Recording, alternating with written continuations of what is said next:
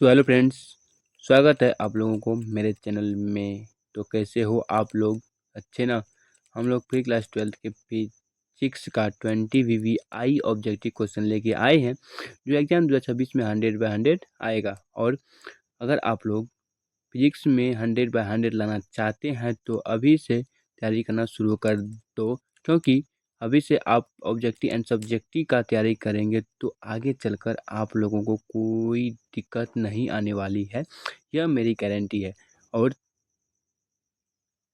तैयारी हम आप लोगों को कराएंगे अगर आप लोग हमारे साथ हो तो, ठीक है। और चलते हैं आज के कंसेप्ट के। और तो आप लोग जान ही चुके हैं आज का कॉन्सेप्ट है क्या। आज का कॉन्सेप्ट है फिजिक्स का चैप्टर 1 प्रकाश का परावर्तन और अपवर्तन, जो है उसी चैप्टर में से 20 VVI ऑब्जेक्टिव क्वेश्चन लेके आए हैं। चलिए देखते हैं और समझते हैं, ठीक है। पहला प्रश्न है, प्रश्न संख्या 1, विद्युत आवेश का एसआई मात्रक क्या है? विद्युत आवेश का एसआई मात्रक क्या है? विद्युत आवेश का एसआई मात्रक क्या है? तो देखते हैं। Option 1 Newton, option B Coulomb, option C joule, option D volt. क्या बोल रहा है? विद्युत आवेश का एसआई मात्रक क्या है? तो option A Newton, option B Coulomb, option C joule, option D volt. ठीक है, इसका आंसर हो जाएगा ऑप्शन बी कूलॉम। ठीक है बच्चों। दूसरा प्रश्न है, प्रश्न संख्या 2, कूलॉम के अनुसार दो स्थिर बिंदु आवेश के बीच बल किसके समानुपाती होता है? कूलॉम के नियम के अनुसार दो स्थिर बिंदु आवेशों के बीच बल किसके समानुपाती होता है? ऑप्शन ए केवल उनके गुणनफल के, ऑप्शन बी केवल उनके बीच की दूरी के वर्ग के, ऑप्शन सी उनके गुणनफल तथा दूरी के वर्ग के व्युत्क्रमानुपाती के, ऑप्शन डी उनके योग के। क्या बोल रहा है? कूलॉम के नियम के अनुसार दो स्थिर बिंदु आवेश के बीच बल किसके समानुपात ही होता है? इसका आंसर हो जाएगा ऑप्शन ए केवल उनके गुणनफल के, ऑप्शन बी उनके बीच की दूरी के वर्ग के, ऑप्शन सी उनके गुणनफल तथा दूरी के वर्ग के व्युत्क्रमानुपाती, ऑप्शन डी उनके योग के। इसका आंसर हो जाएगा ऑप्शन सी उनके गुणनफल तथा दूरी के वर्ग के क्रमानुपाती होता है। ठीक है। अगला प्रश्न है, प्रश्न संख्या 3, यदि दो समान आवेश एक दूसरे के समीप लाए जाए तो वे क्या करेंगे? यदि दो समान आवेश एक दूसरे के समीप लाए जाए तो वे क्या करेंगे? इसका आंसर ऑप्शन ए आकर्षित होंगे, ऑप्शन बी विकर्षित होंगे, ऑप्शन सी अस्थिर रहेंगे, ऑप्शन डी इनमें से कोई नहीं होगा। यदि दो समान आवेश एक दूसरे के समीप लाए जाए तो वे क्या करेंगे? ऑप्शन ए आकर्षित होंगे, ऑप्शन बी विकसित होंगे, ऑप्शन सी अस्थिर रहेंगे, ऑप्शन डी इनमें से कोई नहीं होगा। आंसर हो जाएगा ऑप्शन बी विकसित हो। यदि किसी बंद पृष्ठ के भीतर कुल आवेश शून्य हो, यदि किसी बंद पृष्ठ के भीतर कुल आवेश शून्य हो तो उस पर विद्युतीय क्षेत्र फ्लक्स होगा। किसी बंद पृष्ठ के भीतर कुल आवेश शून्य हो तो उस पर विद्युतीय क्षेत्र फ्लक्स होगा। ऑप्शन ए शून्य, ऑप्शन बी अधिकतम, ऑप्शन सी न्यूनतम, ऑप्शन डी इनमें से कोई नहीं। यदि किसी बंद पृष्ठ के भीतर कुल आवेश शून्य हो तो उस पर विद्युतीय क्षेत्र फ्लक्स होगा। ऑप्शन ए शून्य, ऑप्शन बी अधिकतम, ऑप्शन सी न्यूनतम, ऑप्शन डी इनमें से कोई नहीं। इसका आंसर हो जाएगा ऑप्शन ए शून्य। ठीक है। अगला प्रश्न है, प्रश्न संख्या 5, किसी बिंदु पर विद्युतीय क्षेत्र की परिभाषा क्या होती है? किसी बिंदु पर विद्युतीय क्षेत्र की परिभाषा क्या होती है? ऑप्शन ए, उस बिंदु पर एकांक आवेश पर लगने वाला बल होता है। उस बिंदु पर एकांक आवेश पर लगने वाला बल होता है। ऑप्शन बी, आवेश की गति होता है। ऑप्शन सी, विद्युत अभिभव होता है। ऑप्शन डी, इनमें से कोई नहीं होता। इसका आंसर हो जाएगा ऑप्शन ए। कलम चेंज कर लेते हैं। ऑप्शन ए, उस बिंदु पर एकांक आवेश पर लगने वाला बल होता है। किसी बिंदु पर विद्युतीय क्षेत्र की परिभाषा क्या होती है? आंसर, उस बिंदु पर एकांक आवेश पर लगने वाला बल होता है। ठीक है, अगला प्रश्न है प्रश्न संख्या 6।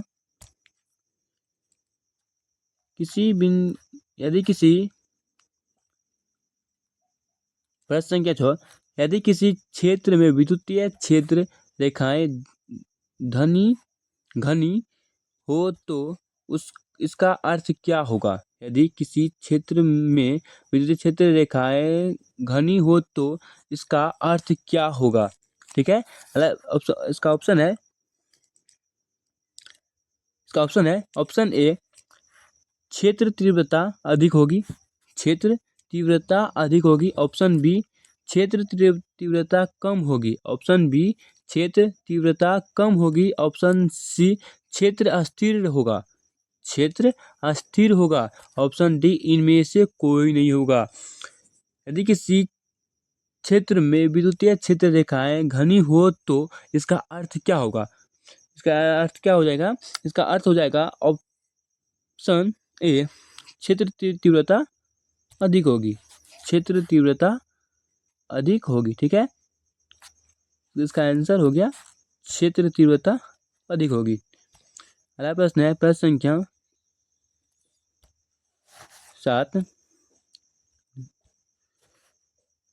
यदि किसी आवेश को चारों ओर समान रूप से विपरीत किया जाए तो उसका प्रभाव डैश होगा। यदि किसी आवेश को चारों ओर समान रूप से विपरीत किया जाए तो उसका प्रभाव डैश होगा। इसका ऑप्शन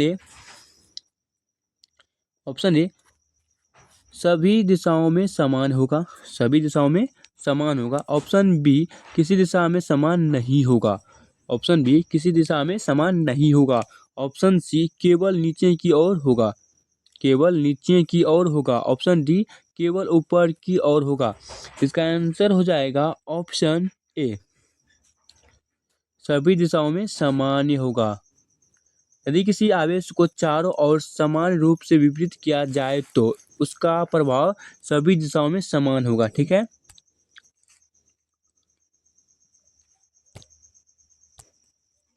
अगला प्रश्न है प्रश्न संख्या 8। यदि किसी चालक के अंदर विद्युतीय क्षेत्र हो तो वह चालक डैश होगा। यदि किसी चालक के अंदर विद्युतीय क्षेत्र हो तो वह चालक डैश होगा। ऑप्शन ए, आवेशित होगा। ऑप्शन बी, अनावेशित होगा। ऑप्शन सी, ध्रुवीकृत होगा। ऑप्शन डी, इनमें से कोई नहीं होगा।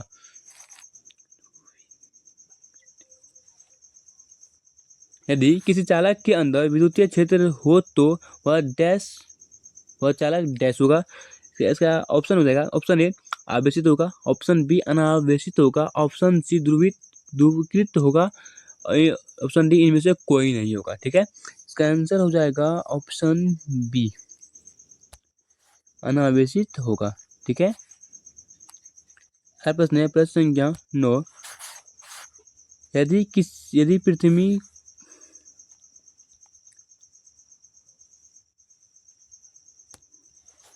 प्रश्न संख्या 8। यदि किसी चालक के अंदर विद्युतीय क्षेत्र हो तो वह चालक डैश होगा। यदि किसी चालक के अंदर विद्युतीय क्षेत्र हो तो वह चालक डैश होगा। ऑप्शन ए, आवेशित होगा। ऑप्शन बी, अनावेशित होगा। ऑप्शन सी, ध्रुवीकृत होगा। ऑप्शन सी, ध्रुवीकृत होगा। ऑप्शन डी, इनमें से कोई नहीं। इसका आंसर हो जाएगा ऑप्शन बी, अनावेशित होगा। ओके, अगला प्रश्न है प्रश्न संख्या 9। यदि पृथ्वी को एक चालक माना जाए तो यदि पृथ्वी को एक चालक माना जाए तो उसका विद्युतीय विभव क्या माना जाता है? यदि पृथ्वी को एक चालक माना जाए तो उसका विद्युतीय विभव क्या माना जाता है? ऑप्शन ए धनात्मक, ऑप्शन बी ऋणात्मक, ऑप्शन सी शून्य, ऑप्शन डी असीमित।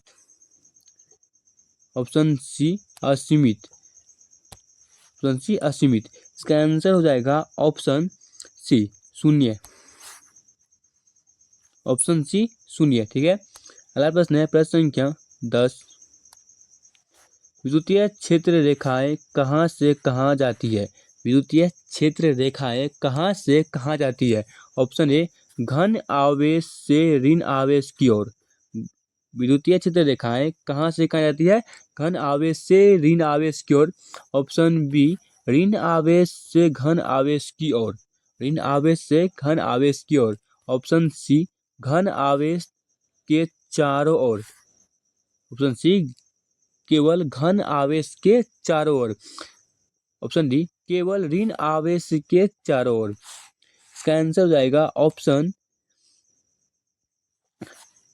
ए घन आवेश से ऋण आवेश की ओर। घन आवेश से ऋण आवेश की ओर विद्युतीय क्षेत्र रेखाएं कहाँ से कहाँ जाती है? घन आवेश से ऋण आवेश की ओर। ठीक है, अगला प्रश्न है प्रश्न संख्या 11। यदि पृथ्वी को अनंत चालक माना जाए तो इसका विद्युतीय क्षेत्र होगा। यदि पृथ्वी को अनंत चालक माना जाए तो इसका विद्युतीय क्षेत्र होगा। ऑप्शन ए शून्य, ऑप्शन ए शून्य, ऑप्शन बी अनंत, ऑप्शन सी न्यूनतम, ऑप्शन डी अज्ञात। यदि पृथ्वी को अनंत चालक माना जाए तो इसका विद्युतीय क्षेत्र होगा। ऑप्शन ए शून्य, ऑप्शन बी अनंत, ऑप्शन सी न्यूनतम, ऑप्शन डी अज्ञात। इसका आंसर हो जाएगा ऑप्शन ए शून्य। ठीक है, अगला प्रश्न है प्रश्न संख्या 12। गॉस का नियम किस पर लागू होता है? गॉस का नियम किस पर लागू होता है? ऑप्शन ए विद्युतीय क्षेत्र पर, ऑप्शन बी चुंबकीय क्षेत्र पर, ऑप्शन सी गुरुत्वाकर्षण क्षेत्र और ऑप्शन डी धारा क्षेत्र। गॉस का नियम किस पर लागू होता है? विद्युतीय क्षेत्र, चुंबकीय क्षेत्र, गुरुत्वाकर्षण क्षेत्र, धारा क्षेत्र। इसका आंसर हो जाएगा ऑप्शन ए विद्युतीय क्षेत्र। विद्युतीय क्षेत्र। ठीक है, अगला प्रश्न है प्रश्न संख्या 13।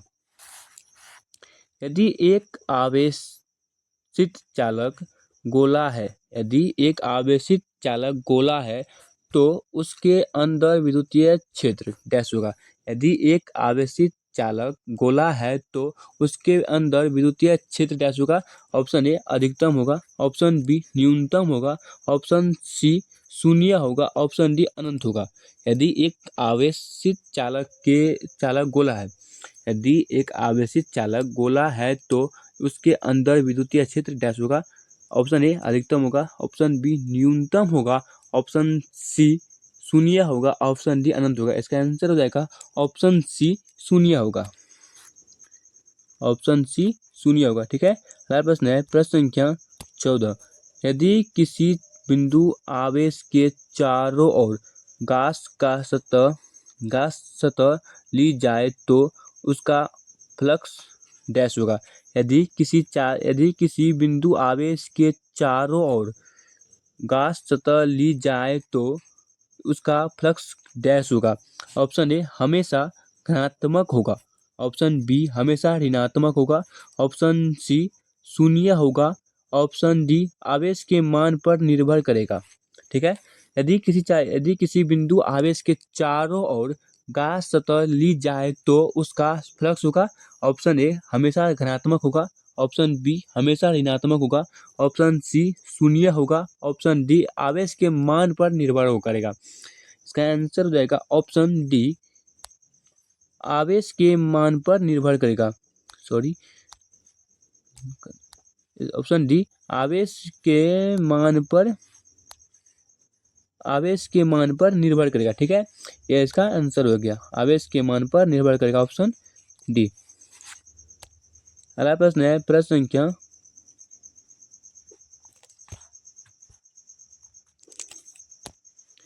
संख्या 15।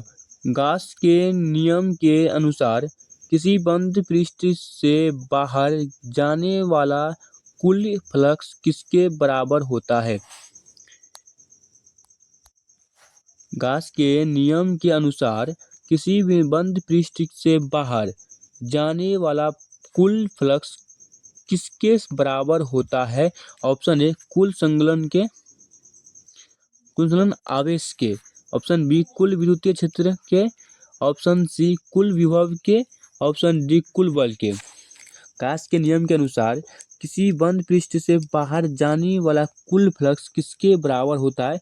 ऑप्शन ए कुल संलग्न आवेश के, ऑप्शन बी कुल विद्युतीय क्षेत्र, ऑप्शन सी कुल विभव, ऑप्शन डी कुल बल। इसका आंसर हो जाएगा ऑप्शन ए कुल संलग्न आवेश के, कुल संलग्न आवेश के। ठीक है, अगला प्रश्न है प्रश्न संख्या 16।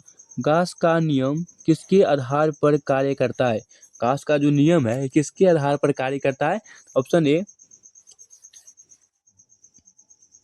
ए न्यूटन की गति, ऑप्शन बी कूलॉम का नियम, ऑप्शन सी उष्मागतिकीय का प्रथम नियम, ऑप्शन डी हुक का नियम।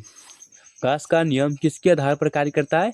न्यूटन की गति का नियम, कूलॉम का नियम, उष्मागतिकी का प्रथम नियम, उष्मागतिकी का ऑप्शन सी उष्मागतिकी का प्रथम नियम, ऑप्शन डी हुक का नियम। ठीक है, इसका आंसर हो जाएगा ऑप्शन बी कूलॉम का नियम। ठीक है, अगला प्रश्न है प्रश्न संख्या 17। यदि किसी चालक की सतह पर समान रूप से आवेश विपरीत हो तो विद्युतीय क्षेत्र डैश होगा। यदि किसी चालक की सतह पर समान रूप से आवेश विपरीत हो तो विद्युतीय क्षेत्र डैश होगा। ऑप्शन ए अंदर शून्य होगा, ऑप्शन बी सतह पर शून्य होगा, ऑप्शन प्रश्न संख्या 17।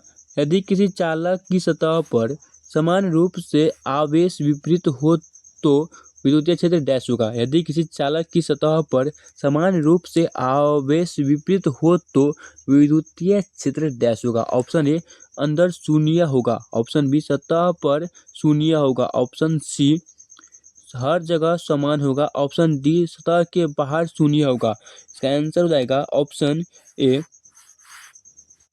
अंदर शून्य होगा। ठीक है, अगला प्रश्न है प्रश्न संख्या 18। यदि कोई आवेश रहित चालक किसी बाहरी विद्युतीय क्षेत्र में रखा जाए, यदि कोई आवेश रहित चालक किसी बाहरी विद्युतीय क्षेत्र में रखा जाए तो उसके अंदर विद्युतीय क्षेत्र डैश होगा।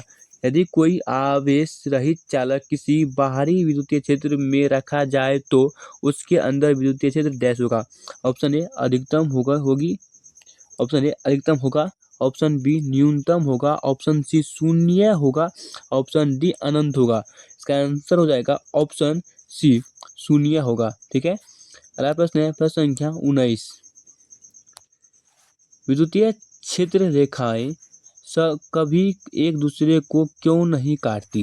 विद्युतीय क्षेत्र रेखाएं कभी एक दूसरे को क्यों नहीं काटती है, मतलब कि ऐसे क्यों नहीं काटता? ठीक है, इसका आंसर हो जाएगा ऑप्शन ए क्योंकि वे बंद पथ बनाती है, क्योंकि वे बंद पथ बनाते हैं। ऑप्शन बी क्योंकि वे एक दिशा में ही होती है, क्योंकि वे एक दिशा में ही होती है। ऑप्शन सी क्योंकि वे अलग अलग दिशाओं में नहीं दिखा सकती, क्योंकि वे दो अलग अलग दिशाओं में नहीं दिखा सकती। ठीक है, ऑप्शन डी क्योंकि वे आवेशों को विकसित करती है, क्योंकि वे आवेशों को विकसित करता है। कैंसिल हो जाएगा ऑप्शन सी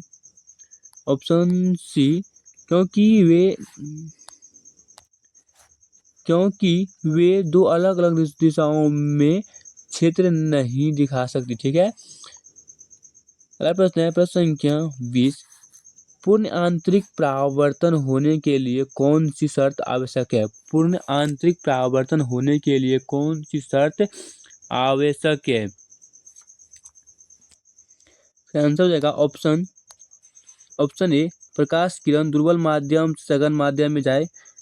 ऑप्शन बी प्रकाश किरण सघन माध्यम से दुर्बल माध्यम में जाए। ऑप्शन सी आपतन कोण अपवर्तन कोण से कम हो। ऑप्शन डी आपतन कोण शून्य हो। इसका आंसर हो जाएगा ऑप्शन बी प्रकाश किरण आप सघन माध्यम से दुर्बल माध्यम में जाए। इसका आंसर हो गया। ठीक है, इसका आंसर हो गया ऑप्शन बी। तो फ्रेंड, अगर आप लोगों को ये वीडियो पसंद आया हो तो एक लाइक और एक सब्सक्राइब कर दीजिएगा। इसमें आप लोगों का कोई भी पैसा नहीं लगता। ठीक है, और चलते हैं। ओके, तो मिलते हैं नेक्स्ट वीडियो में। तो तब तक के लिए बाय बाय, टाटा। ठीक है, गुड नाइट।